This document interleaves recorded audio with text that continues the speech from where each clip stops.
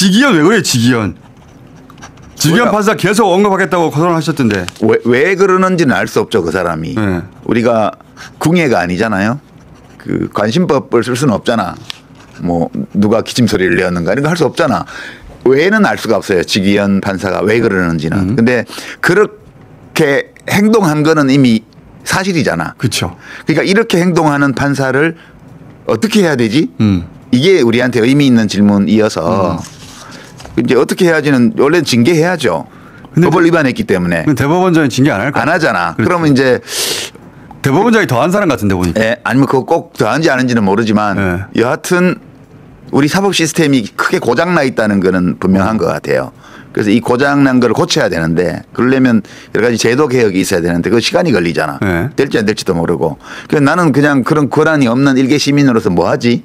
라고 생각할 때 말과 글로 계속 지기현이라는 이름을 내가 죽는 날까지 내가 죽는 날까지 윤석열의 이름과 나란히 붙여가지고 계속 얘기하겠다.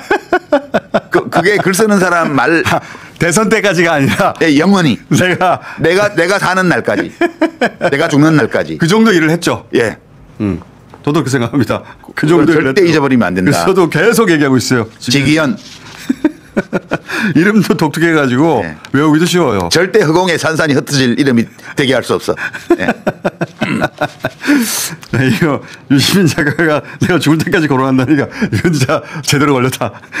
그 그럴 후보가 또 하나 넣을지 몰라 조이대. 조이대. 아직은 모르겠지만 예. 이게 수틀리면 예. 조이대도 영원히 내가 매주 한 번씩 그 이름을 목 놓아 부를 그럴 사람이 될 수도 있어. 아니 그러니까 지금 굉장히 수상하잖아요.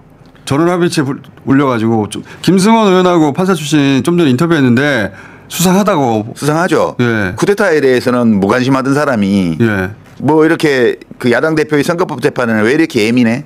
벌금 100만 원짜리를 예? 결국 원래 그거 기소하면 안 되는 건이에요. 아예 안 되죠. 이런 거 기소한 거는 원래 그 권한 직권 남용으로 검사들이 감옥 가야 될 일이야 이게 원래. 그렇지. 우리 대한민국 사법 시스템에 너무너무 심각한 문제가 있어요, 진짜. 낙선자를 선거법 위반으로 걸어서 이렇게 피선거 박탈하는 사례가 전무후무합니다. 넉선자를 더군다나. 그리고 국정감사장에서 답변한 걸 가지고 선거법 위반으로 그러니까 이거는 그냥 원래 이거 기소한 자체가 정치적으로 매우 비열한 행위였거든. 그 비열한 행위를 지휘한 자는 지금 탄핵돼 가지고 파면돼 있고 예. 그거를 일선에서 앞잡이 노릇한 사람은 지금 무슨 파이널은 아니고 여하튼 지금 4인 경선에 올라가 있잖아. 법무부 장관 그 당시에 한동훈. 무슨 국회 본회의장에 나와가지고 막 이재명의 죄상을 그렇지. 소위 죄상을 그렇지. 그냥 끝없이 엎어대던 그런 비열한 행위를 한 자가 지금 여당은 아니다 이제는 탄핵됐으니까 이제 제2당 원내 제2당의 대통령 후보가 되겠다고 지금 네. 나서 있는 이런 형국이에요 우리나라가. 그러니까 이거는 대한민국 정말 큰일 났다. 딱 윤석열 하나만 탄핵했어요. 우리 사법 시스템이. 네. 나머지는 손도 못 대고 있어. 이런 거 정말 심각한 문제다. 근데 조희대 다 끝난 줄 알았는데 조희대 이렇게 2심에서 무죄를 주면서 예. 사법부 전체가 그런 건 아니구나. 양심 있는 사법부 법관들이 있다. 이렇게 하고 이제 이거 일단락 된 줄 알았더니 대법원장이 이걸 살려내가지고 어떻게든 대선에 영향을 주려고 하는 행동을 시작한 걸로 보인단 말이죠. 그러니까 그게 원래 뭐 어떤 건지는 우리가 정확히 알 수 없지만 궁예가 아니니까. 네. 그러나 무슨 오얏나무 밑에서 뭐 가끔 매지 말고 뭐 어디서 뭐 참외밭에서 신발끈 매지 말라는 맞나? 하여튼 그런 말이 있잖아. 그거 정확하게 텍스트 찾아서 예. 띄워주세요. 지금 딱 그렇게 오해이기를 바라는데 오해받기 딱 좋은 행동을 대법원장이 하고 있죠. 저는 오해 아니라고 봅니다. 예. 그 기각 아니면 파기환송인데 기각을 시키면 이재명 사법 리스크가 완전히 사라지는데 이재명 사법 리스크를 하루라도 빨리 없애주려고 조희대 대법원장이 이렇게 무리를 한다? 그렇게는 안 보입니다. 그럴 리는 없죠. 그렇죠. 예. 그러니까 뭔가 지금 수상해요. 그러면 수상하죠. 이게 우리가 헌법재판소의 탄핵 심판을 두고도 예. 뭐 온갖 말들이 오갔잖아요. 근데 이제 하나 안심이 되는 거는 국힘의 주진우 국회의원이라고 있잖아. 그 양반이 자기 그 유튜브에 썸네일 걸었다 하면 100%다 그게 틀렸거든. 이때가 다 틀렸죠. 예, 이번에도 그게 걸린 걸 보니까 약간 안심이 되더라고. 그러니까 저도 이 사람 또 뭐라고 그랬나. 족족이 틀리니까. 네. 족족이 틀리니까 이번에 또 뭐라고 했나 봤는데 또 틀리겠구나 싶긴 하면서도 예사롭지 않은 것도 대법원장이 이렇게까지 나서나? 누가 봐도 이건 대선 개입인데. 직권 전원합의체의 직권으로 대법원장이 해보였어요. 올렸다는 거 아니에요, 그죠? 예. 그런 게 이상하죠. 예, 이상하죠. 매우 이상해요. 뭐 그렇게 열심히 일하는 분이 아닌데 갑자기 열심히 일을 하니까. 예. 아니 예를 들어서 계엄에 대해서도 한마디 안 했고 서부지법에 대해서 한마디 안 하다가 이걸 이렇게 열심히 하니까 지금도 한마디 안 했잖아요. 근데 행동으로 하고 있는 거죠. 행동으로 하는 거죠. 예. 정각심을 가지고 봐야 됩니다. 그래서 제가 한덕수에 이어서 대선 광인 2호로 지금 선언했습니다. 아, 그래요? 광인 2호 얘기해 볼까요? 한덕수. 한덕수 총리는 좀 아시잖아.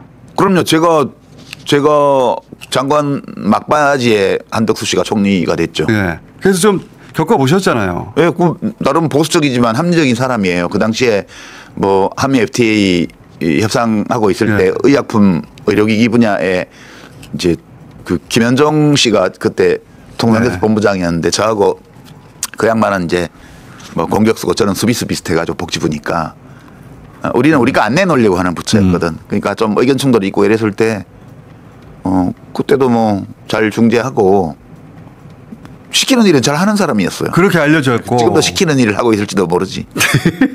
근데 시키는 일을 해가지고 대통령이 될 수는 없는데 대통령에 나올 것처럼 보이는 것은 이제는 내가 그거 아니라고 봐요. 그거 아니라고 보세요? 그 정도 정신 나간 사람은 아니에요. 그럼 지금 뭐라고 보십니까? 그 대통령이 안 될지 뻔히 알지만 이렇게 하지 않으면 안 되는 어떤 사정이 있다고 보는 쪽이에요. 저는 광인은 아니라는 거지. 그러니까 대통령이 될까봐가 아니라 예.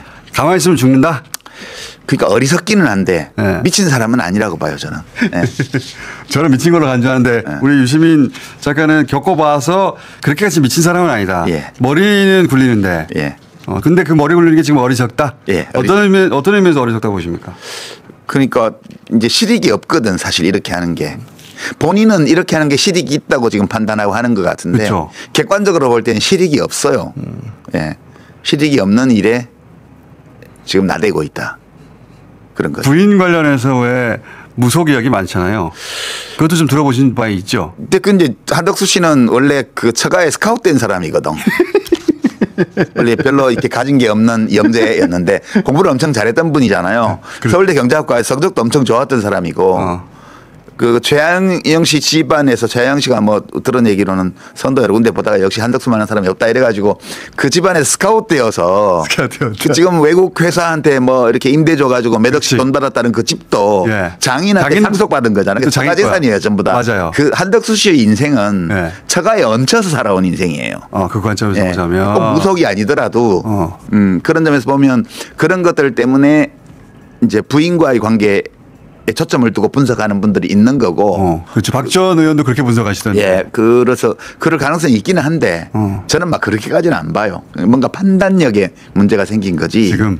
예. 왜냐하면 자기 처지가 궁해가지고 이대로 가다가는 내가 사법 처리 당하면서 공직생활을 끝낼 수도 있겠다는 두려움이 있을 것이다. 그렇죠. 예. 그 합리적으로 꼭 저는 이제 합리적으로 해석하려고 노력을 하니까 보면 뭔가 자기가 캥기는 게 있어서 이제 불안한데 이 방식으로 해서 조금 보호가 되지 않을까라고 판단하는 것 같아요. 근데 그게 아닌 것 같거든. 그렇게 해서 보호가 되나? 예. 그래서 출마를 할 거라고 보십니까? 출마는 못 하지. 결국은 못 할 것이다. 예. 그거 돈 들어가야 되는데 하겠어요? 결국 출마를 못 할 것이라는 전망은 박지원 의원도 하시고 우리 유시민 작가도 출마를. 그러니까 광인이면 출마하는데 광인이 아니기 때문에 출마는 못 할 거라고 봐요. 저는 출마한다에 한 표거든요. 광인. 왜냐하면 지금. 그 너무 희망사항 그런데 걸지 마요. 참. 아니 출마하면 저는 좋아요. 지금 총수는 뭐 정광훈 씨도 출마하고 뭐 유승민 의원도 출마하고 뭐 이준석도 끝까지 가고 또 뭐 또 윤석열 신당도 만들어져 가지고 거기 한덕수도 나오고 이런 거 지금 바라는 거잖아. 사람이 인생을 살면서 나란 일에 그렇게 여행을 바라는 그런 심정으로 나란 일을 보면 안 되는 거예요. 근데 한덕수가 만약에 출마하지 않을 거라면 트럼프의 미끼 이거 물지 말아야 되거든요. 근데 물려고 하는 것 같거든요. 저는 미국에 가가지고 2명 보내가지고 20명 또 2+2 미국에 미국에서 제안한 거잖아요. 아니 우리 한미 FTA도 다 양국의 비준까지 다 돼서 된 건데 트럼프가 지 마음대로 파기하잖아. 그렇지. 한덕수가 한 것도 우리도 파기하면 돼요. 그게 제 말은 그런 무리수를 두고 있는 걸 보니 한덕수는 그거를 발판으로 출마하려고 하나 보다. 제스처만 취하고 말아야 되는데 제스처라고 하기에는 너무 멀리 갔거든요. 그래서 출마 계획은 있는 것 같다. 예, 막 어떻게 하는지 보자고요. 뭐 그렇게까지 우리가 비중 있게 논의해야 될 가치 있는 인물은 아니라고 봐요. 나와야 소용없다고 저도 보긴 하는데, 예, 근데 광인 상태에 저는 돌입했다. 그래서 출마하는 걸로 저는 전망하는데, 만약에 만약에 한덕수 했다, 그럼 다시 나오시는 거예요, 유심 작가. 제가 이제 반성문 써야죠. 아, 나왔어. 나 인간을 보는 나의 시야가 너무 좁았다 이런 거 이제. 자, 지금 이 내란 잔당들이 여기저기서 꿈틀꿈틀 하잖아요. 어떻게든 흠집을 내거나 역전을 시키거나 대선에 뭔가를 도모해 보려고 하는데, 이거를 잠재우려면 어떻게 해야 됩니까? 그게 그러니까 대선에서 정권을 바꾸고 특검을 출범시켜서 다시 파내는 거 말고는 네. 잠재울 방법은 없어요. 여기는 잠자지 않아요. 잠자지 않아요. 뽑아내야 돼요. 잠자지 않아요. 뽑아내야 되는데 지금 이게 제가 그전에도 얘기했는데 친위 쿠데타잖아요. 네. 실패한 친위 쿠데타예요. 박근혜 탄핵과는 완전 달라요. 박근혜는 개인적인 범죄를 저질렀던 거고 이 사람은 이제 조직 범죄를 저질렀던 그렇지. 사람이잖아요. 국가의 모든 권력기관을 총동원해서 반역죄를 저질렀던 사람이잖아요. 그래서 그 사람 하나만 지금 드러낸 거거든. 나머지가 다 그냥 있어요. 내각부터 시작해서 싹 다 검찰 뭐 국정원 싹 다 그냥 있어요. 그러니까 이게 잔당이 일부 숨어 있는 게 아니고 그냥 뿌리가 통째로 남아 있는 거예요. 그러니까 지금 윤석열 한 명만 쫓아낼 수 있는 수준이 우리나라 사법제도의 상황이에요. 헌법재판소에서 윤석열 하나만 잘라냈지 나머지는 다 탄핵 기각을 하잖아요. 네. 그리고 지기현 판사 같은 사람이 지 마음대로 왕처럼 자기 법정에서 해도 그거를 아무도 손을 못 대요. 네. 그 정도로 우리 사회가 이 기득권들끼리 서로 봐주는 게 강한 사회예요. 이 조건에서는 대선이 끝나서 이재명 대표 후보가 대통령이 돼서 직무를 시작하기 전까지는 그 어느 것 하나 본질적인 해결이 불가능합니다. 예, 그래서 내란은 아직 끝나지 않았어요. 끝나지 않았어. 예, 확실하게 이제 내란의 정치적 종결이 6월 3일 이루어지는 거고 그다음에 사법적 종결 수순으로 들어가야 됩니다. 그러니까 이거 가지고 또 뭐 무슨 정치 보복이다 어쩌고 그러는데 그게 아니에요. 이거는 대한민국의 헌법적 안정성과 확실성과 이런 것들이 다 걸려 있는 중대한 문제거든요. 그러니까 누구를 처벌해야 하는데 이런 문제가 아니고 이번을 마지막으로 이 잠재적 위험 이걸 끊어내야 돼요. 우리나라가. 확실하게. 네, 그래서 그 문제는 여전히 통째로 남아있는 과제다 이렇게 봐야 돼요. 그 수사 대상에서 저는 개인적으로 김건희 씨 포함해야 된다고 보는데, 근데 이제 이거 별 중요한 문제 아니에요. 어차피 다 딸려가게 돼 있어요. 달려가게 돼 있다. 그럼 뭐. 왜냐하면 부부는 처벌할 이렇게 이명박 때도 그랬고 과거에 우리가 항상 아니 그래왔거든요. 조국 부부를 시차를 두고 감옥에 보냈잖아. 그러니까 진보 진영의 이 정치인들은 예를 들어서 조국 또는 이재명도 부부까지 괴롭혀요. 다 기소해서 그렇죠. 하잖아요. 근데 보수 진영의 정치인들은 부부는 건들지 말라고 한단 말이지. 이번에도 그래야 되냐 이거. 니나 그래. 니나 그래. 니나 그래. 그 얘기 꼭 나올 것 같아 제가. 예. 김건희 씨는 그냥 딸려가는 거예요 이제. 예. 이제는 전화 건다고 말 들을 사람 없어요. 대통령도 아닌데 남편이. 예. 그래, 니나 그래. 좋다. 제목 나왔고. 니나 그래. 이번 대선에서 주목하는 포인트는 뭡니까? 이제 며칠 안 남았는데. 이번 대선에서 주목하는 포인트는 두 개가 있죠. 우리가 이게 지금 이 상황을 이해하려면 왜 이재명 후보의 지지율이 저토록 높은가. 일반 여론조사도 그러하고 지금 후보 경선에서도 90% 내외. 왜 저렇게 강고해졌는가. 이거 하나 해석이 필요하고요. 두 번째는 최근 여론조사 흐름을 보면 탄핵 직후로 가 있잖아요. 그렇죠. 우리가 계속 내가 그 얘기를 했어요. 그 미친 것 같은 그런 여론조사 지표의 변화만 나타났고 민심 변화는 일체 없다. 탄핵 이후로 지금까지. 그거는 우리 여론조사 꽃에서는 그랬는데 작년 총선 때도 마찬가지였어요. 그때 마찬가지였어요. 2월 3월 초까지 민심은 변화가 없고 여론조사 지표의 변화만 있다 그랬습니다. 이제 그쪽에서 탄핵 세력 내란 세력 쪽에서 여론조사 조작을 통해서 민심이 달라진 것처럼 연출해서 헌법재판소 재판관들에게 영향을 미쳐보려고 시도했던 거거든요. 시도했던 거죠. 예. 이제 그게 무의로 돌아갔고 네. 그리고 지금 그 기간 동안에 이상한 여론조사 흐름이 나타났던 게 이제 거품이 꺼지면서 네. 지금 원래의 자리로 가는 거예요. 다른 조사들도 대부분. 네, 그렇게 되는데 이제 왜 그러면 국힘 쪽 후보들은 후보를 넣으면 그 국힘 후보를 찍겠다는 답변보다 더 떨어지지? 맞아요. 국힘 후보라고 하면 30%가 나오는데 후보를 넣으면 20%가 나와요. 국힘 후보라 넣으면 35% 내외가 나오는데 맞아요. 특정한 국힘의 후보를 넣으면 25% 내외밖에 안 맞아요. 나와요. 이 현상이 왜 일어나는가? 그러니까 이재명의 강세 그리고 국힘 후보의 약세 이게 지속되면 선거는 끝난 거예요 이미. 지금 그런 추세예요. 후보 등록 전에 선거가 이미 끝나 있는 상황으로 가는 거예요. 특별한 변수가 없는 한은. 이게 마지막 변수는 만에 하나 대법원에서 이재명 후보를 아웃시킬 수는 없어요. 아웃시킬 수는 없죠. 그러나 이제 정치적으로 공격 포인트를 받을 수 있는 포인트를 만들어줄 수는 있겠죠. 그러려고 하는 것 같아요. 예, 근데 그래도 안 꺾일 거예요. 저도 그렇게 생각합니다. 이제 이재명 후보는 원래 그 두 가지를 해설을 하자면 요새 해설이 본업이 아닌데 하여튼 하자면 굳이 이재명 후보는 원래 민주당의 비주류예요. 아웃사이더였어요. 철저한 비주류였죠. 아웃사이더에서 한 10년 전에 출발해서 여기까지 왔는데 이번 탄핵 기간을 거치면서 민주당의 주류 있잖아요. 여기하고 정서적으로 완전히 밀착돼 버렸어요. 그러니까 이 민주당의 주류가 되고 있는 당원이나 지지자들은 다 5.18 광주의 트라우마를 크든 작든 갖고 있는 사람들이에요. 그렇죠. 근데 이번에 이 일을 같이 겪으면서 이재명 대표가 라이브 켜고부터 시작해서 국회에서 그 의원들을 이끌고 이걸 극복을 해냈잖아요. 그렇죠. 그 전까지는 우리의 도구로 쓸 수 있을까라는 게 민주당 주류의 고민이었다면 지금은 거의 한 몸이 돼버렸어요. 정서적으로 일체감이 굉장히 높아졌습니다. 그건 확실한 것 같습니다. 그리고 리더십을 인정하게 됐고요. 말 없이. 인정할 수밖에 없었죠. 네. 그걸 돌파한 걸 보면. 그렇죠. 그러니까 민주당의 원래 비주류 출신으로서 들어와서 좀 낯선 스타일의 리더십이어서 사람들이 정서적으로 거리감이 약간 있었는데 사실 2016년 생각해 보면 2016년 대선 겪고 나서 네. 이재명 끝났다. 네. 이재명 여기까지다라고 하는 판단이 그때 주류였고 그렇죠. 되살아나기 힘들 거라고도 많은 네. 사람들이 얘기했어요. 근데 이렇게까지 기적적으로 살아났어. 그러니까 놀라운 여정이에요, 사실. 그러니까 시련을 같이 이겨내면서 생긴 전후에 비슷한 감정들이 맞아요. 생겼어요. 동지 같은. 네, 그래서 이게 강고해졌습니다. 강고해졌고요. 그다음에 왜 그런 국힘당 후보들은 약세냐?